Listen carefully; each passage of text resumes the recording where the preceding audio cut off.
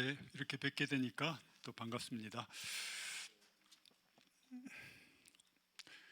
오늘 말씀 저희 제목이 성령님의 일하심이고 말씀이 사도행전 3장 19절인데 우리가 한 목소리로 같이 읽겠습니다. 시작. 그러므로 너희가 회개하고 돌이켜 너희 죄 없이 함을 받으라.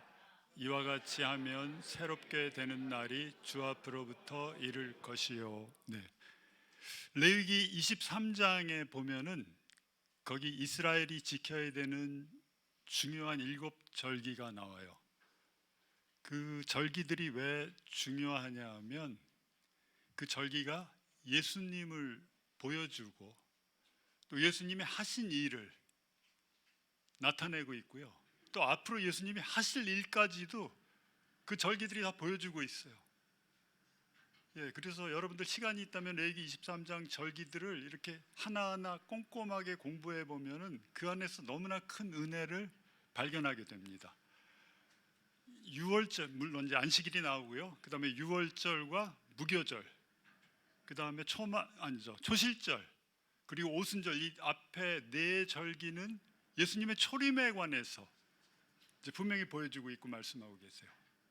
그리고 뒷부분에 있는 나팔절, 그리고 대속죄일, 그 다음에 초막절은 예수님이 재림하시는 것에 관해서 보여주고 말씀하고 계십니다.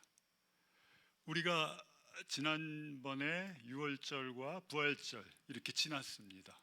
유월절 어린 양으로 예수님이 자신을 십자가에 드리고 자신의 피를 흘려주심으로 말미암아 우리가 속죄함을 받았고 죽음으로부터 자유해졌고 영원히 천국에서 살 수 있게 예수님이 길을 열어주셨어요. 그리고 유월절 다음 날이 무교절이에요. 무교절이 일주일 동안 진행이 됩니다. 그 무교절은 뭐냐 하면 누룩 있죠. 누룩을 다 집안에서 제거해요. 다 누룩을 없애버리고 빵도 누룩을 넣지 않은 빵. 어떻게 써요? 부풀지도 않고 별로 보드럽지도 않고 크레카처럼 딱딱한 빵, 그 빵을 먹어요. 그러면 유월절과 무교절이 같은 이렇게 연장성산에서 진행이 되는데 우리가 거기서 뭘 볼 수 있죠? 유월절은 예수님의 피, 또 무교절은 그 누룩을 제거한 떡, 피와 떡, 무엇을 상징하죠? 성찬식 상징하고 있어요. 누룩이 제거됐다는 건 뭐예요? 예수님의 몸에 참여하는 건데 예수님이 어떠신 분이라는 거죠? 죄가 없으세요. 우리랑은 달라요. 죄가 전혀 없으신 분이라는 것을 무교절을 통해서 우리가 알 수가 있는 거예요. 아, 죄가 없구나. 그리고 유대인들이 그 무교절 날 먹는 게 제가 미국에 있을 때 보면은 마짜 크래커를 먹어요. 마짜라 그래가지고 그 마짜 크래커가 어떻게 돼 있냐면 이렇게 구멍을 뻥뻥뻥 뚫려져 있어요. 그리고 이렇게 줄이가 있어요. 이렇게 그 크래커에다 뭐 샌드위치 싸 먹고 뭐 야채 넣어서 이렇게 먹고 하는데 그 구멍이 뚫어져 있다는 건 뭐죠? 뭐를 상대해요? 예수님께서 이렇게 찔리심을 당한 걸 상징하고 줄이 쳐져 있다는 건 뭐예요? 채찍에 맞으심을 상징하는. 물론 예수님을 모르는 유대인들은 그 의미를 몰라요. 연결되지 않아요. 예수님을 모르고서는. 그래서 그렇게 해서 무교절이 지나고 나면 무교절 가운데 첫 번째 일요일, 그러니까 유월절로부터 세 번째 날이 부활절이에요. 그가 초실절로 바쳐졌어요. 그 첫 번째 프루트를 하나님께 요제로 흔들면서 첫 번째 수확을, 보리 수확이죠. 그걸 하나님께 흔들면서 드려지는 거예요. 무슨 의미가 있지? 예수님이 부활의 첫 열매로 하나님께 드려지는 거예요. 그 부활의 첫 열매로 드려졌으니까 우리 또한 무슨 소망을 가질 수가 있어요? 아, 우리 또한 부활할 수 있다는 거. 죽음이 끝이 아니고 우리도 예수님처럼 부활해서 부활의 몸을 입고 영원히 하늘나라에서 살 수 있다는 것. 이 소망을 우리에게 던져줍니다. 그 초실절로부터 7번 안식일이 지나고 안식일 다음 날, 이 뭐냐 하면 오순절이 옵니다. 오순절의 의미는 펜타코스트라고 그러죠. 펜타코스트의 그 문자적 의미는 그냥 심플리 50번째 되는 날이에요. 50번째 되는 날, 50번째 되는 날이 구약에서는 모세 때는 무엇이 주어졌어요? 율법이 주어졌어요. 시내산에서 출애굽 2월절에 출애굽해가지고 50일째 되는 날 모세가 시내산에서 율법을 받습니다. 그래서 그 오순절에 보면은 이렇게 빵을 만드는데 무교병이 아니라 유교병을 만들어서 이렇게 흔들면서 또 여호와께 올려드리는 예식이 있어요. 빵 2개를, 유교병, 떡 2개를. 무슨 의미가 있겠죠? 그 유대인들에게는 아마도 그 율법의 돌에 새겨진 율법의 돌 2판, 돌 2판에 새겨진 율법, 이 자신들한테 주어진 것을 감사하는 의미에서, 아마 기념하는 의미에서 오순절 지켰을 거예요. 우리에게는 오순절이 어떤 의미가 있어요? 우리가 잘 아는 사도행전에서 나오는 성령님이 교회 위에, 그 기도하는 제자들 위에, 각자 위에 임하시는, 그 성령님이 내려오시는, 성령으로 충만해지는, 이제 그 오순절이 펼쳐지는 거죠. 그래서 오순절 하면은 율법이 왔을 때는 그 유대인들이 시내산 밑에서 금송아지 섬기다가 3,000명이 죽었는데, 오순절에 성령이 강림하시니까 베드로가 한번 설교할 때 3,000명이 구원받게 돼요. 오순절은 또 중요한 의미가 뭐냐면 교회가 시작되는 시점이에요. 성령이 강림하심으로 말미암아 교회가 시작되는 거죠. 그래서 사도행전 2장에 보면은 예수님이 승천하시기 전에 제자들에게 이렇게 말씀합니다. 예루살렘 떠나지 말고 하나님이 약속하신 것 너희들이 기다려라.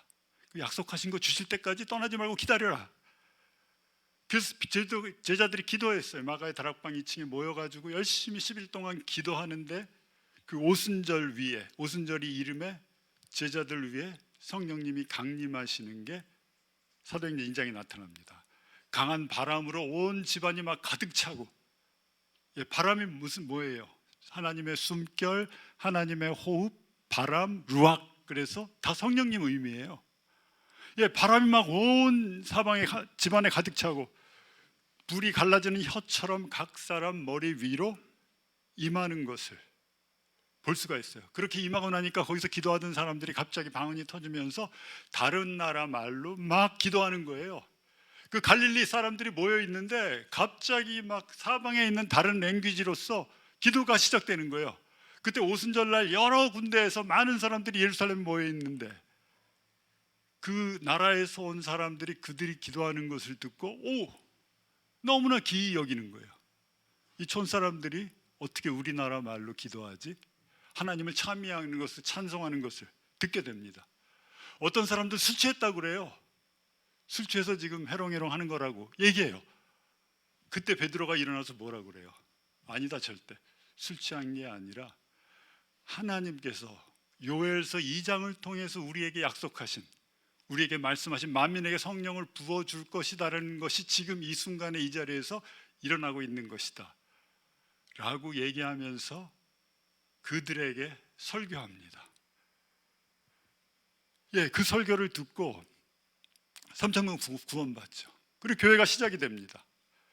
그들이 서로 모여서 기쁨으로 하나님 예배하게 되고요, 그 다음에 말씀 앞에 귀 기울여 떡을 띠게 되고, 그리고 서로의 가진 것을 나누면서 부족함이 없이 막 그렇게 모이고 놀라운 역사가 일어나니까 그 성이 소동이 일어났어요. 와우, 이게 뭐지? 이게 뭐지? 하면서 그게 이제 오순절날 일어나는 사건이에요. 그러면서 이제 3장이 시작됩니다. 3장에 우리가 잘 알듯이 베드로와 요한이 어떻게 해요? 그들의 규례에 따라서 성전으로 오후 3시에 기도하러 올라가요. 근데 성전 미문이라는 그 뷰티풀 게이트라는 미문 앞에 나면서부터 안증뱅이 된 사람이 구걸하고 있어요. 그래서 요한과 베드로를 보더니 그들에게도 막 구걸하는 거예요. 그랬더니 베드로와 요한이 그를 보고 뭐라고 말해요? 은과 금은 내게 없는데, 우리에게 없는데 우리에게 있는 것으로 너에게 주리니 나사렛 예수의 이름으로 일어나 걸으라 라고 말씀하니까 이 안진뱅이가 다리에 힘이 생기고 그때부터 일어나서 걷고 뛰고 하나님 찬미하니까 어떻게 됐어요? 그가 누구라는 걸 아는 많은 사람들이 와우, 이게 무슨 일이 이렇게 벌어졌지? 이러면서 사람들이 막 모여들었을 때 베드로가 또 거기에서 설교하게 됩니다. 그래서 그 설교의 중심 구절이 오늘 저희들이 읽은 이 3장 19절이 중심 구절이에요. 그러므로 너희가 회개하고 돌이켜 너희 죄 없이 함을 받으라. 이와 같이 하면 새롭게 되는 날이 주의 앞으로부터 이를 것이요. 이스라엘아, 유대인들이여, 회개하라, 돌이켜라. 너희들이 죽인 그 예수가 바로 구약의 예언자들이 미리 선지자들이 선포했던 그 예수 그리스도이시다. 그분이 십자가에 달려 돌아가셨지만 3일 만에 부활하셨고 내가 부활의 증인이다 라고 하면서 설교하고 너희 죄 없이 함을 받을 때 이와 같이 하면은 새롭게 되는 날이 주님 앞으로부터 이를 것이요 라고 얘기합니다. 말씀합니다. 이 말씀이요, 그 당시 유대인들에게 한 말씀인데 오늘 저는 우리에게 하는 말씀이라고 한번 우리가 생각해. 베드로가 이 앞에 설교하는데 우리한테 말씀하시는 거예요. 너희가 회개하고 돌이켜 너희 죄 없이 함을 받으라. 이와 같이 하면 새롭게 되는 날, 아주 유쾌하게 되는 날, 상쾌하게 되는 날, 마치 그냥 목이 말라 죽겠는데 목이 말라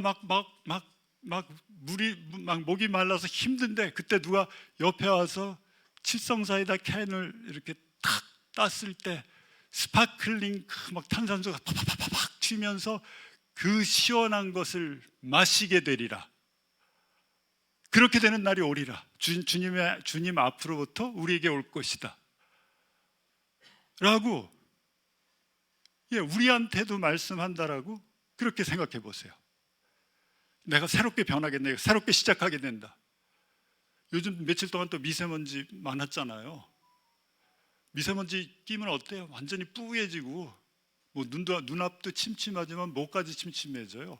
마음까지 침침해지지 않습니까? 괜히 그냥 어두워지고. 그 미세먼지를 날려버리는 게 뭔지 아세요? 깨끗하게 바람이에요. 바람인데 서풍이 불면 안 돼요. 서풍은 중국으로부터 불어오잖아요. 동풍이 불어야 돼요. 동풍이 불어올 때, 어제 동풍 분 거 아세요? 이 도회지에 있으면요, 바람이 어디로 가고 어디로 불고 이런 거 잘 몰라요. 다 건물 사이에 있으면. 근데 시골에 있잖아요. 그럼 그 옆 강 물결이 치는 거 보면 이 지금 바람이 동쪽에서 불어오는 건지 서쪽에서 불어오는 건지 금방 알아요. 어제 막 동풍이 막 불더라고요. 그러니까 어떻게 됐어요? 날씨가 완전히 깨끗해지죠. 마치 그와 같이 되는 거예요. 그와 같이 새롭게 되는 게 주의 앞으로부터 이른다라고 여기서 말씀하고 있는 거예요.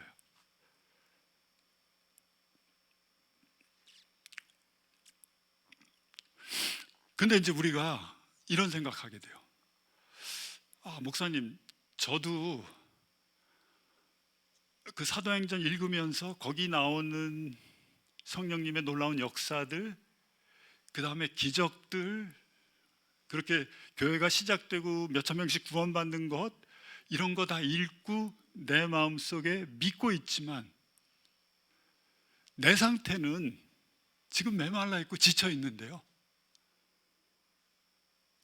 처져 있는데요, 나는 지금 이렇게 새롭게 되고 리프레시 되는 것을 경험하지 못하고 있는데요 라고 고백할 수가 있어요.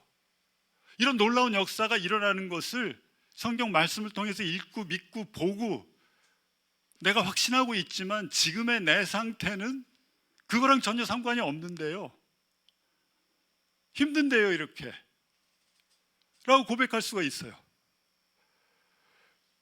그래서 이런 것을 만약에 내가 경험하지 못하고 있다면 성령님이 하시는 일을 내가 잘 이렇게 느끼지 못하는 거고, 그 다음에 성령님과 올바른 관계를 내가 지금 맺지 못하고 있는 것일 수 있어요.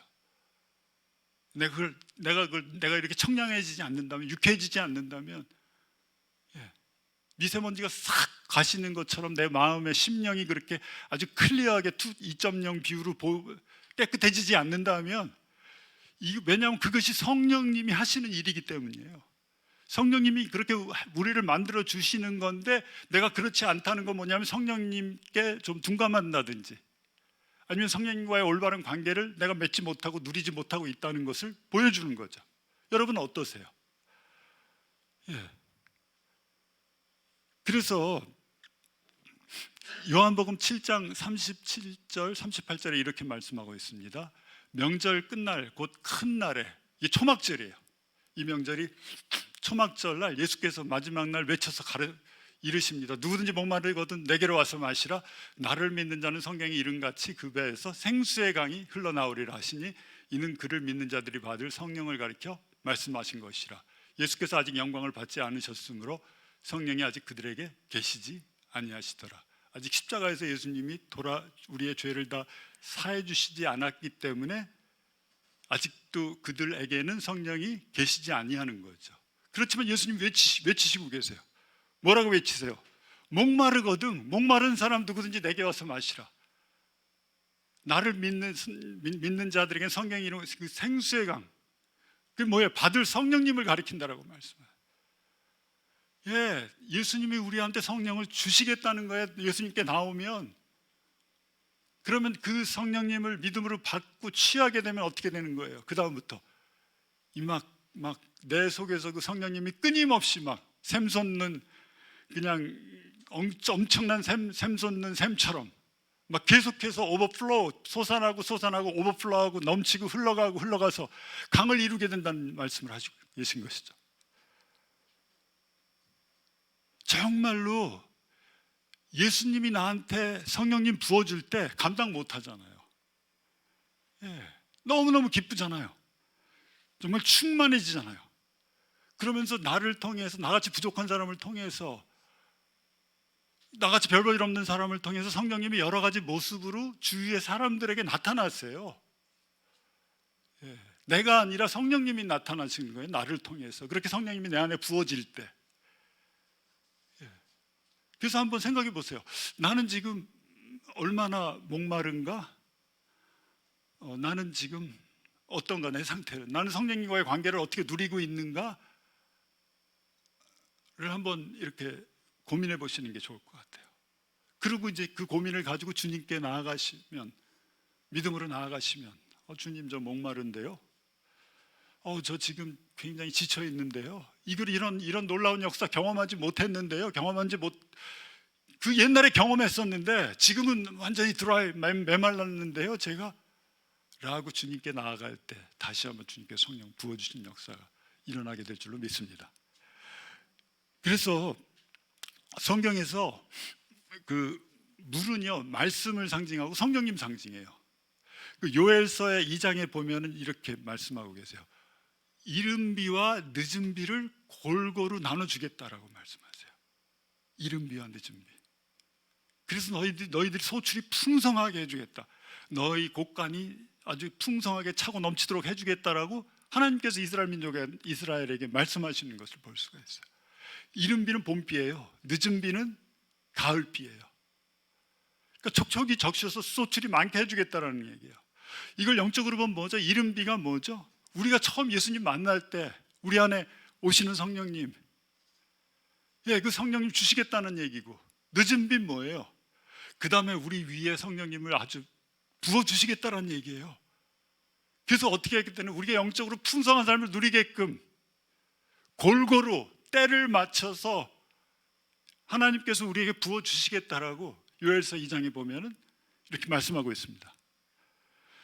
그래서 만약에 저도 좀 메말라 있거든요.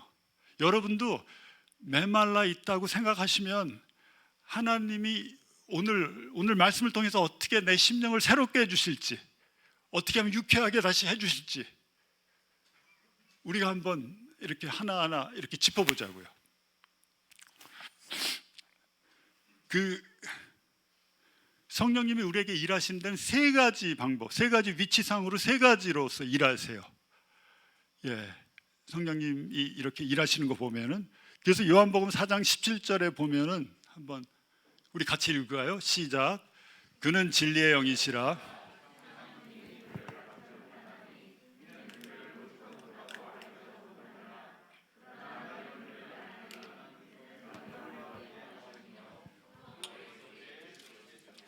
네, 첫 번째 성령님 일하시는 것은 우리와 함께 하심으로 우리를 새롭게 해주시는 거예요. 여기 보면은 너희는 그를 아나니 그는 너희와 함께 거하시며, 그 함께라는 말이 with, 영어로 with인데 그게 헬라 말로 파라예요. 뭐뭐 옆에서라는 뜻이에요. 예, 감사합니다.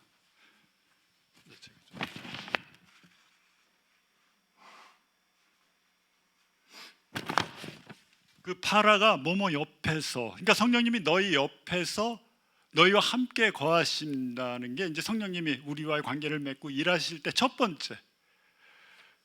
무슨 말이죠? 우리가 그러니까 하나님 우리 옆에 계신 우리 옆에서 일하신다는 것은 성령님께서 한 사람 옆에 오셔서 그와 함께 하시면서 그로 하여금 하나님 찾게 하시고, 또 마음속을 막 이렇게 흔들어 가지고 마음속을 막 휘저 가지고 내가 얼마나 죄인인지를 알게 해주시고, 나한테는 구원자가 예수님 필요하다는 것을 막 이렇게 막 느끼게끔 해주시고, 어떤 때 환경도 변화시키고 힘든 일도 주시고 막 이러면서, 또 미리 믿은 친구들 만나서 나한테 그들을 통해서 또 복음도 듣게 하시고, 그러니까 성령님이 우리 옆에서 우리와 함께 일하실 때 그런 역사가 우리한테 일어나는 거예요. 다 우리가 경험한 거예요. 예. 근데 그 옆에서 함께 일하시는 성령님을 거부하면, 우리가 어떤 때 거부하잖아요. 거부하면 어떤 일이 일어나냐면 하나님께서 더 이상 함께하지 않는 그런 순간이 와요. 그래서 우리 창세기 6장 3절에 보면 이렇게 말씀하십니다. 6장 3절에 여호와께서 이르시되 나의 영이 영원히 사람과 함께하지 아니하리니 이는 그들이 육신이 됨이라. 그러나 그들의 날은 120년이 되리라 하시니라. 왜냐하면 900살까지 살아서 막 악이 세상에 관영하는데 하나님께서 취하신 게 뭐예요? 더 이상 함께하지 않으시고 인생의 연수를 120살로 줄여버리시는 거예요. 더 이상 퍼져나가지 못하게. 예. 악한 자 오래 살면 아주 곤란하잖아요. 예, 힘들잖아요, 우리가. 예, 영원히 그 사람과 함께하지 아니하리니. 거부하면 계속해서 저항하고 대항하면은 함께하지 않겠다라고 하나님께서 말씀하고 계십니다.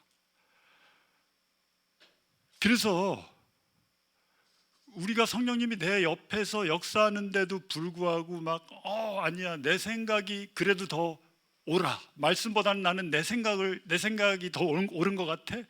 여지껏 내가 믿어왔던 신조가 하나님 말씀하고 대치되는데 나 신조 포기할 수 없어. 버릴 수 없어. 나 변하기 싫어. 나 저렇게 크리스찬들 저렇게 사는 것처럼 나 살기 싫어. 나 내 생각 바꾸지 않을 거야.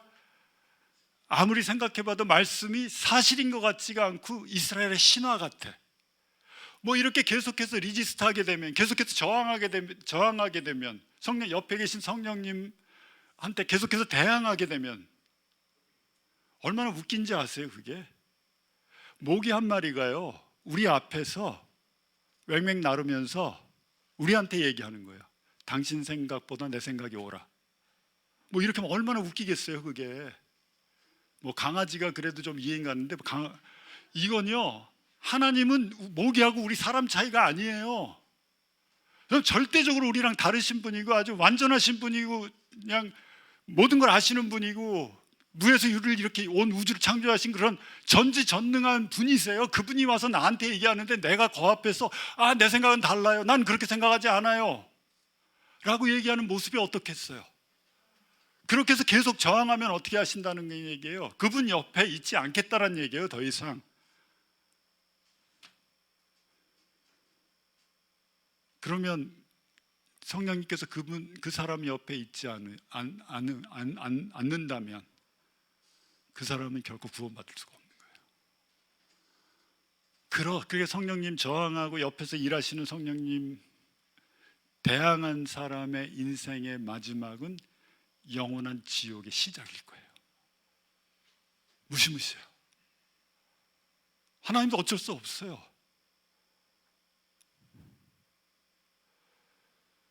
그래서 성경은 우리한테 말씀하세요. 마음을 강박하게 하지 말고 굳어지게 하지 말고 라고 말씀하세요. 그렇게 말씀하고 있어요. 우리가 사도행전 7장 51절에 가면 이렇게 말씀해서 목이 굳고, 이게 스데반이 이제 유대인들한테 하는 설교예요. 순교당하기 전에 유대인들한테 하는 설교인데, 목이 굳고 마음과 귀의 할례를 받지 못한 사람들아, 너희도 너희 조상과 같이 항상 성령을 거스르는도다. 성령님 거스르는 거예요. 마음이 강팍해져, 목이 곧아져요. 감히 뭐예요? 우리가 아담이 무슨 뜻이에요? 아담 그러면 그냥 먼지예요. 더스트예요. 물론 뭐 맨이라고 좀 높여주셨는데 남자, 아담의 의미가 남자인데 그 원래 의미는 더스트예요. 먼지예요. 우리 먼지밖에 안 돼요. 먼지밖에 안 되는 존재예요. 그 하나님이 우리한테 먼지를 빚어주시고 생기 불어넣으시니까 우리가 사람이 된 거죠. 근데 그 하나님 앞에서 그 성령님을 거스리는 거 어떻겠어요? 와우. 물론 뭐 거스릴 수는 있어요. 뭐 안 맞을 수도 있고 그렇지만 곰곰이 생각해 보면 내가 무릎 꿇어야죠. 내가 앞에서 납작 엎드려야 돼요. 다른 초이스가 없어요, 우리한테는. 근데 자발적으로 하나님 하기를 원하세요. 사랑은 강제가 아니거든요. 그래서 우리가 성령님이 옆에서 일하시는 것, 이게 이제 성령님의 첫 번째, 우리와 함께 하시면서 우리 옆에서 일하시는 것, 첫 번째 역사예요.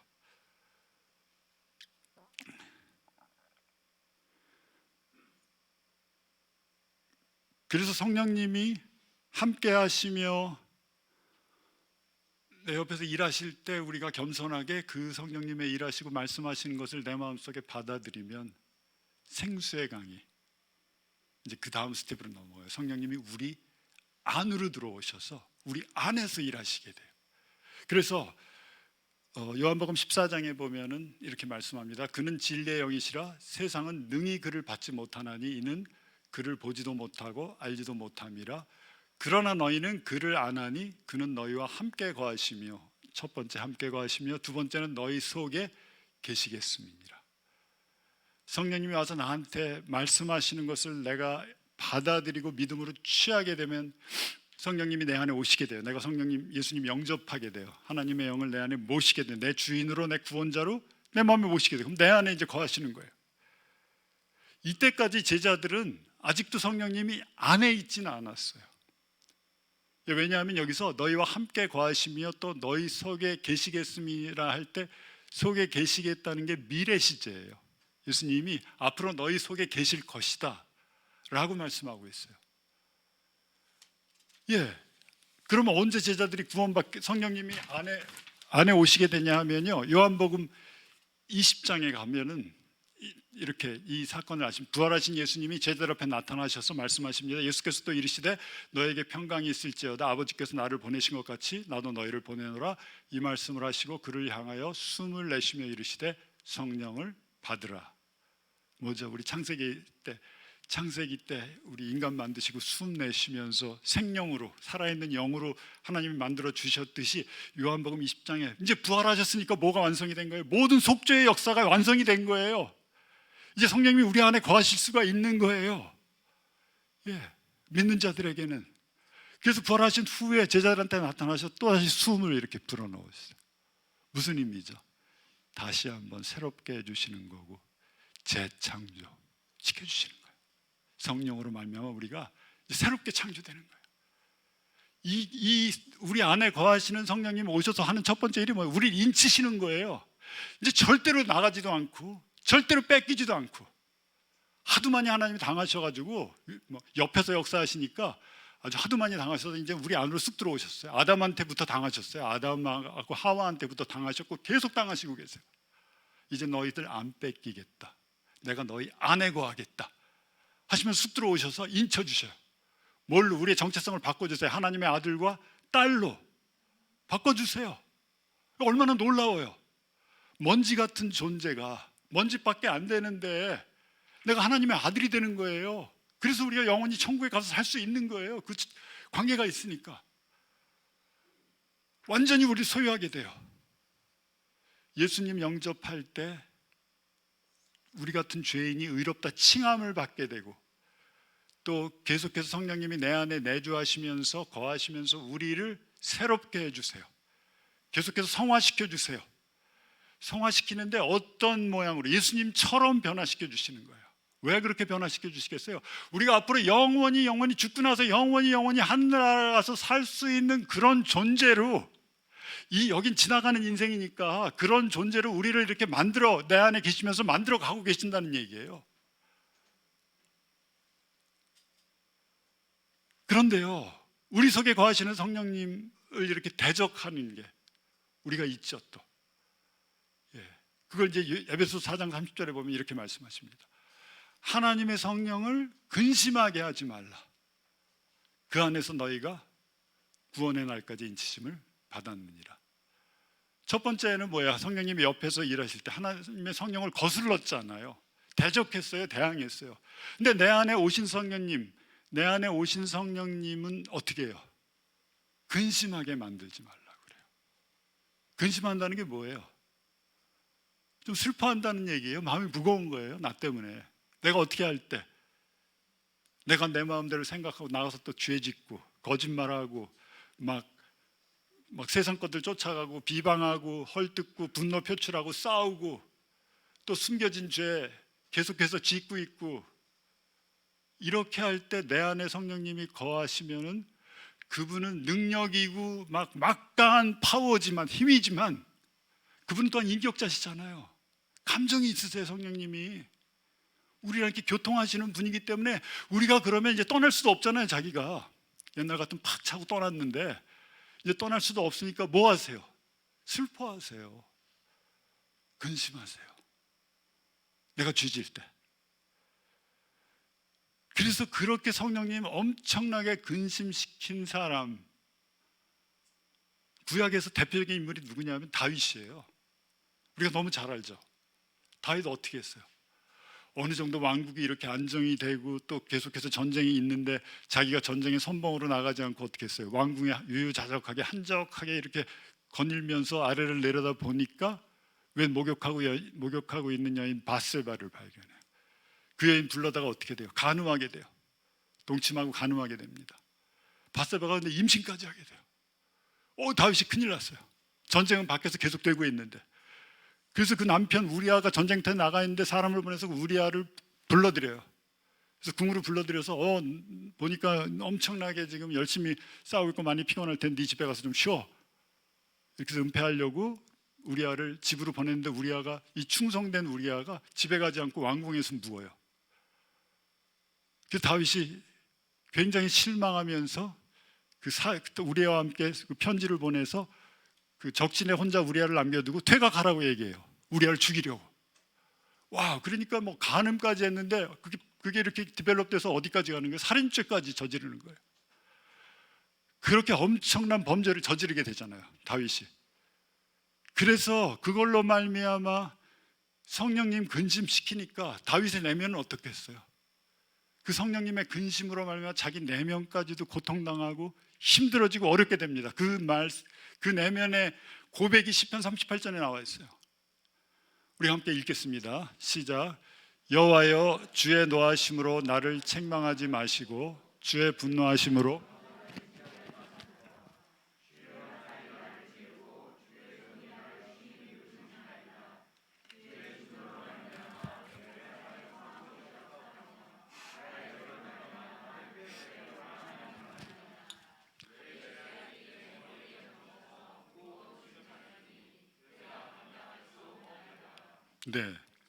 네, 다윗이 이렇게 고백을 하고 있어요. 와,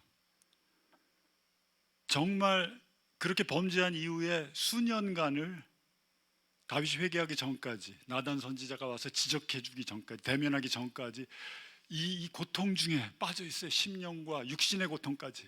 이게 영혼 몸이 연결돼 있어서 영이 아프면 나중에 몸까지 아프게 돼요. 그래서 내 죄악이 내 머리에 넘쳐서 무거운 짐 같으니 내가 감당할 수 없습니다. 주의 손이 나를 막 누르고 있습니다. 내 살에 성한 곳이 없습니다. 죄로 말미암아 내 뼈에 평안함이 없습니다. 라고 고백하는 것을 볼 수가 있습니다. 이거는 뭐 너무 고통스럽고 메마른 게 아니라 메말라서 땅이 갈라지는 게 아니라 다윗의 마음이 마치 사막처럼 변해 있는 것 같아요. 그러니까 갈기갈기 찢어서 모래알로 그냥 뒤덮여 있는, 정말 기쁨과 감사하면 다 빠져나가고, 정말 생명수는 하나도 넘치지 않고 샘도 말라버리고 모든 게 다 메말라버린 다윗의 그 내면을 볼 수가 있어요. 어떨 때 내가 죄를 짓고 성령님을 근심시키게 되면, 내 안에 계신 성령님을 근심시키게 되면 내 심령이 메말라진다는 것을 우리가 볼 수가 있습니다. 성령님이 옆에서 일하실 때 내가 계속해서 거부하고 거스르면은 성령님이 더 이상 내 옆에 계시지 않고 떠나가십니다. 두 번째, 내 안에 계시는 성령님이 계신데 내가 계속해서 반복되는 습관적인 죄를, 아무도 모르는 죄를 이렇게 짓고 있으면 어떻게 돼요? 성령님 근심하시게 돼요. 그래서 내 심령까지도 메말라지게 됩니다. 자, 그렇다면 이제 세 번째, 성령님이 우리 위에서 일하세요. 예, 우리 옆에서 일하셨고 우리 안에서 일하셨고, 세 번째는 우리 위에서 일하세요. 예수님께서 요한복음 20장에서 제자들에게 성령을 받으라라고 숨을 슉 내신 다음에 예루살렘에 가서 성령님이 너희 위에 임할 때까지 기다리라고, 하나님의 약속하신 것이 올 때까지 기다리라고, 떠나지 말고 기다리라고 말씀하십니다. 그래서 오순절 날이 이르러서 그 바람이 불면서 불같은 성령이 각자의 사람 위에 임하게 돼. 아폰, 아폰은 에피예요. 그 헬라 말로 에피인데 위에 임하는 거예요. 이미 성령이 안에 계시잖아요, 제자들 안에. 이제 위에 임하게 되니까 어떤 역사가 일어납니까? 이건 엄청나게 성령님의 아웃포어링하는 역사가 막 엄청나게 일어나게 되는 거예요. 그래서 오늘날도 내 안에 성령님 계세요. 근데 성령님 내 위에 임하시는 것, 이른 봄비는 내가 체험했는데 늦은 가을비, 이 늦은 가을비가 나한테 임하게 되면은 이게 이제 감당 못하게 돼요. 엄청난 역사가 일어나는 거예요. 성령님으로 말미암아. 우리 때문이 아니라 위에서 부어주시는 성령님, 내가 그걸 원할 때, 기도할 때, 그때 이제 성령님이 부어주시면 정말 기이하고 놀라운 기적적인 일들이 우리 주위에서 일어나게 됩니다. 그래서 저는 저 개인적으로도 굉장히 드라이해요. 여러분 어떠신지 모르겠어요. 우리 하순애 전사님은 충만하신 것 같은데, 항상 충만하신 것 같아요. 너무 좋죠. 왜냐하면 본이 되니까. 그러니까 내 개인적으로 이 오순절의 역사를 여러분 경험하셨나? 나 예수 믿고 교회 나오고 교회 출석하고 뭐 다 하고 있어. 근데 개인적으로 내가 이 오순절의 역사 경험하셨나요? 아니면 옛날에 한번 경험했는데 지금은 어떠신가요? 옛날에 봄비는 아주 흠뻑 맞았는데 가을비 안 내리는데요, 목사님. 아직까지 메말랐는데요. 가을 가뭄이 이거 너무 지속되는데요. 이런 분 안 계세요?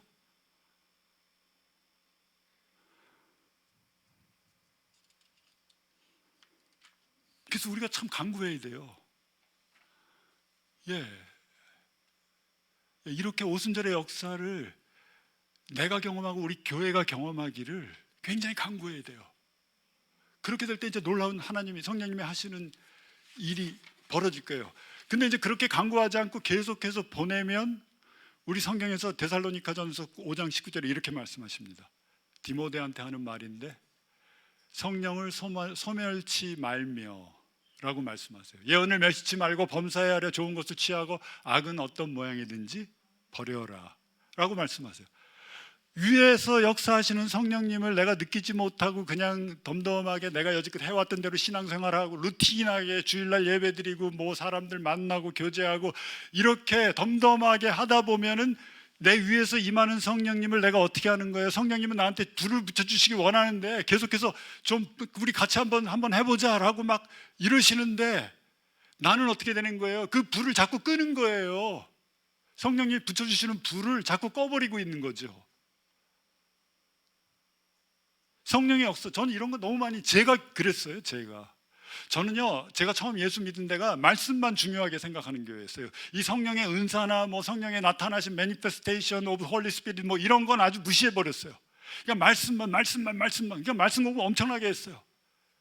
그러니까 막 진리는 막 날이 시퍼래요. 사람들이 가면 그냥 하도 알아가지고요, 말씀으로. 은혜가 없고요. 은혜와 진리가 충만해야 되는데 예수님을 아름답게 쫓아가려면 근데 은혜는 빠져버리고 이 말씀만 있어가지고 그냥 오는 사람들 그냥 찹찹찹 이런 거 되게 잘해요. 그래서 정말 많이 제가 회개 많이 했어요. 누가 방언하는 사람 오면은 그래도 방언하지. 우리 교회는 그거 이렇게 중요하게 생각하지 않으니까 제발 좀 저 혼자 기도원 가서 하시라고 뭐 이렇게 얘기하고 그랬어요. 그리고 뭐 은사 따라가는 사람들 보면 그거 따라가면 중독돼가지고 나중에 더 그것만 따라간다. 막 내가 그런 것들을 많이 범했습니다. 자꾸 소멸시켰어요. 이거 저한테 안 임하시죠. 그렇게 그런 죄를 저질렀는데 위로부터 임하셔야 되는데. 그래서 성령의 역사에 간절해야 되잖아요.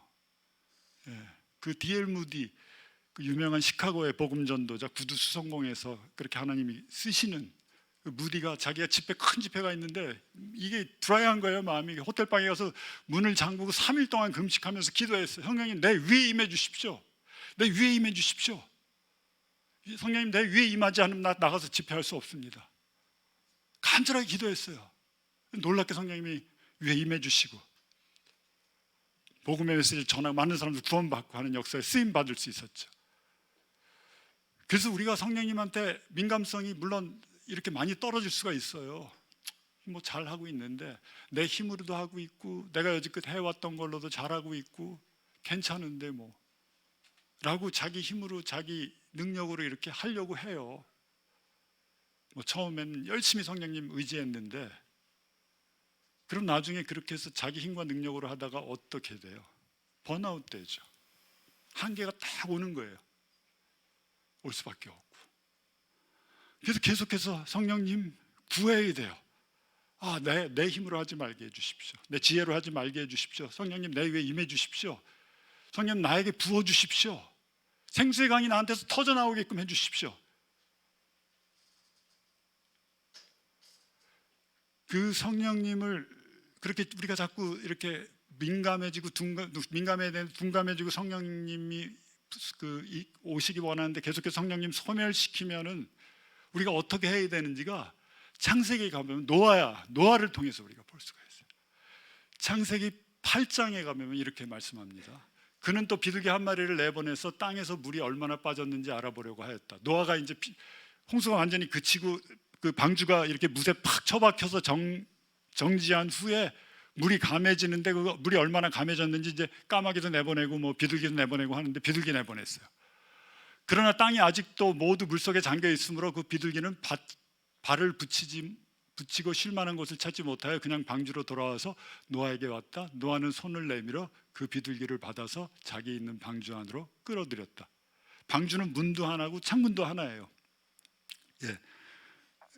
그 창문을 열고 노아가 찾을 곳을 앉을 곳을 찾지 못해서 계속해서 이렇게 돌고 있는 비둘기에 손을 내밀어서 끌어들여서 방주 안으로 이렇게 데리고 왔다는, 이거 평범한 얘기일 것 같지만요, 비둘기가 누굴 상징해요?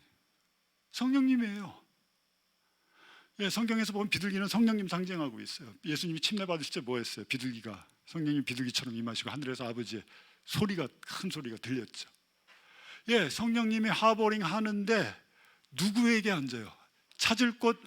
앉을 곳 찾지 못하는데 누구에게 앉는다는 얘기예요? 내가 손을 뻗어서 내민 사람에게 앉는다는 얘기예요. 가만히 있는 사람한테 안 앉아요. 성령님, 내가 성령님, 나한테 오십시오 라고 반응하는 사람, 구하는 사람, 그 사람에게 성령님이 임한다는 얘기죠. 그래서 우리가 그렇게 성령님한테 민감하지 않았다라면 그리고 내 힘과 내 지혜와 내 능력으로 교회 사역도 하고 가정도 이끌고 했다면 틀림없이 내 마음이 드라이해져 있을 거예요. 메말라 있을 거예요. 어떤 사람은 조금 메말라 있고 어떤 사람은 갈라질 정도로 메말라 있고 다윗처럼 막 모래알로 다 사막으로 변할 정도로 메말라 있을 수도 있어요. 그때 우리가 할 수 있는 게 성령님 앞에 예수님 앞에 나가서 예수님이 나한테 주시는 그 성령님, 부어주시는 성령님, 내가 취하면, 손을 뻗어서 그걸 취하면 내 안에서 그 성령님이 어떻게 된다는 거예요. 그냥 강물처럼, 샘물처럼, 강물처럼 솟아난다는 말씀을 하고 있는 겁니다. 자, 그러면 성령님은요, 저는 지금 이 공간, 지금 이 순간도 이 공간에서 이렇게 하버링 하고 계세요. 이렇게 매가 이렇게 날듯이 이렇게 하버링 하고 계세요. 근데 우리가 똑같이 예배드리고 똑같이 찬양하고 같이 헌금하고 다 하는데 누구는 은혜 받고 누구는 은혜 받지 못해요. 손 내미는 사람은 은혜 받아요. 가만히 왔다가 그냥 왜 이렇게 목사님 말씀이 오늘 길어지지? 뭐 이러고 점심은 뭐 먹지? 오늘 어떤 교제하지? 이렇게 생각하는 사람한테는 성령님의 은혜가 절대 임하지 않아요. 나 간절히 주님 사모합니다. 지금 성령님의 은혜 간구합니다. 성령님 내 위에 임해 주십시오. 나 너무 드라이합니다. 메말랐습니다 라고 하면서 손을 내밀어서 성령님이 나한테 오시옵소서라고 성령님께 손 내미는 자에게 지금 여기 이렇게 지금 이 순간 이렇게 하버링하고 계신 성령님이 그분에게 임할 거예요. 그래서 내가 얼마나 메말랐는지 알아야 돼요.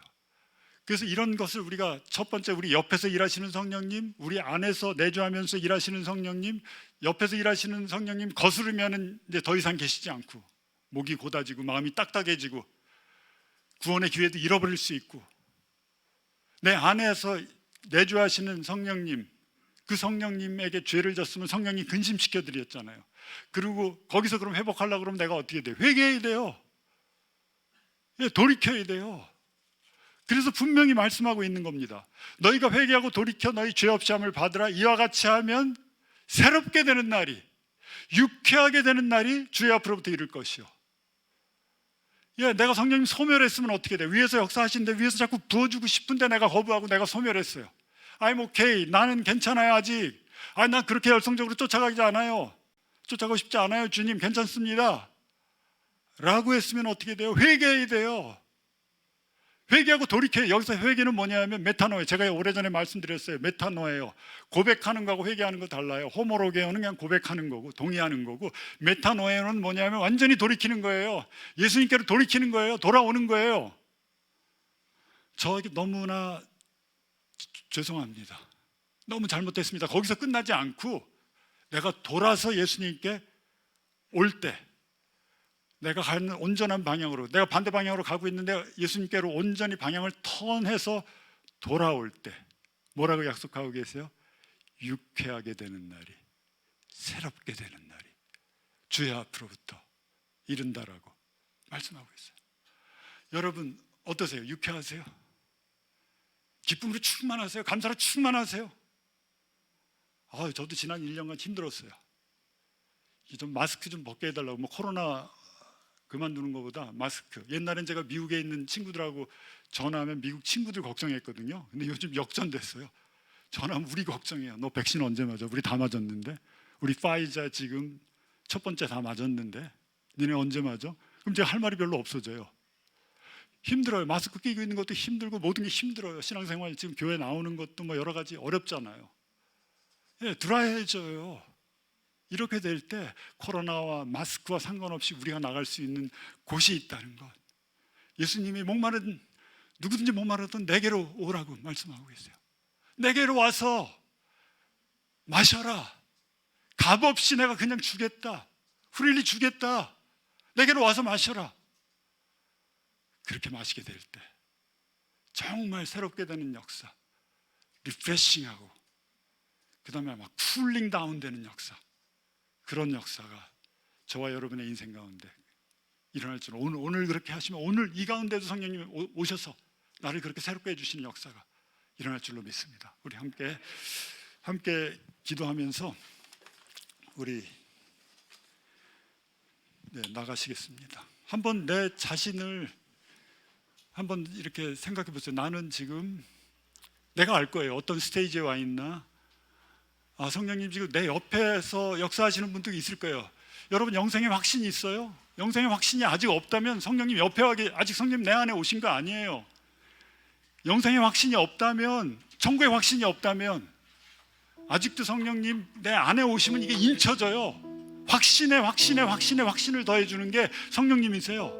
근데 아직도 그런 게 없다면 내 옆에서 계시는 성령님이에요. 그럼 그분 거스리지 말고 그분께 나를 고백하세요. 주님, 저를 이렇게 새롭게 해주십시오. 새롭게 빚어주십시오. 저한테 숨을 불어넣어 주십시오. 바람을 불어넣어 주십시오. 나 이제 확신 가운데 살기 원합니다. 하나님의 아들과 딸인 그 분명한 정체성을 가지고 살기 원합니다. 죽어서 천국 가는 게 아니라 지금 천국 누리고 살기 원합니다. 이렇게 기도하시고, 또 성령님 내 안에 와 계신데, 내 예수님 영접했는데 천국 확신도 있는데 왜 이렇게 드라이해요? 왜 이렇게 메말랐어요? 하면 무슨 죄가 있을 거예요. 그 어떤 죄든지 성령님 말씀해 주십시오. 이 시간 분명히 말씀해 주십시오. 그래서 회개하는 역사가 있게 해주시고, 다시 한번 성령님 근심하지 않고 성령님 기쁘게 해드리는 그런 역사가 오늘 이 자리에서 있게 해주십시오 라고 기도하시고요. 또 위에서 부어주는데 계속해서 성령님 소멸시켰으면은, 성령님 손을 뻗으세요. 오른손 뻗어가지고 성령님 이제 저한테 오십시오. 성령님 내 위에 내려앉아 주십시오. 내 안에 거해 주십시오. 내 위에 오시옵소서. 메마릅니다. 목마릅니다. 오셔서 늦은 비로 저의 마음을 죽여주시고, 늦은 비로 나를 새롭게 해주십시오. 늦은 비로 유쾌하게 해주십시오. 늦은 비로 내가 여지껏 경험하지 못한 성령님의 능력을 체험하게 해주십시오. 내가 여지껏 하지 못한 사역을 감당하게 해주십시오 라고 간절히 구하시면서 나가시기 바랍니다. 우리 같이 일어나셔서 찬양하시면서 우리 헌신하시겠습니다.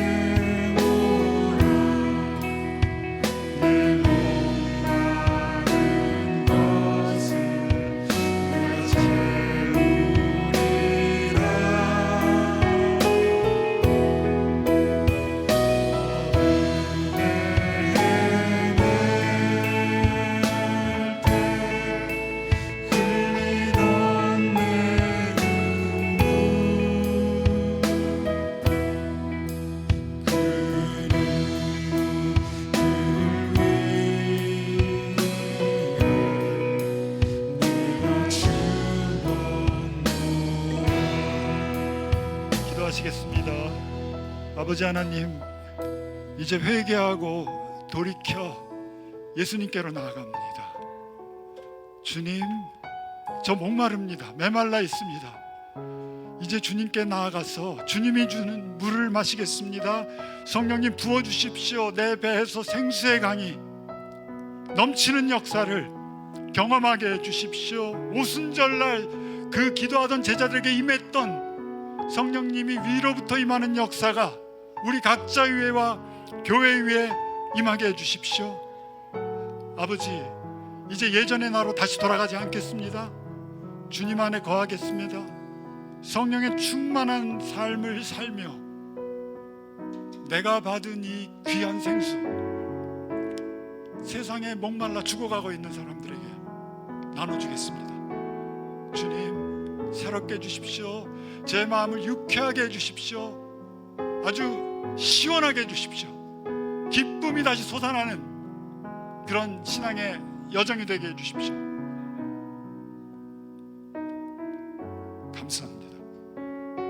성령님과 동행하는 것이 날로 그냥 재밌어지고 좋아지고 또 성령이 기다려지고 하는 그런 발걸음을 뛰는 저희들이 되게 축복해 주십시오. 예수님의 이름으로 감사하며 기도드립니다. 아멘.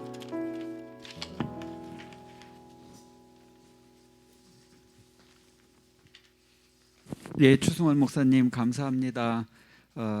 주신 말씀 중에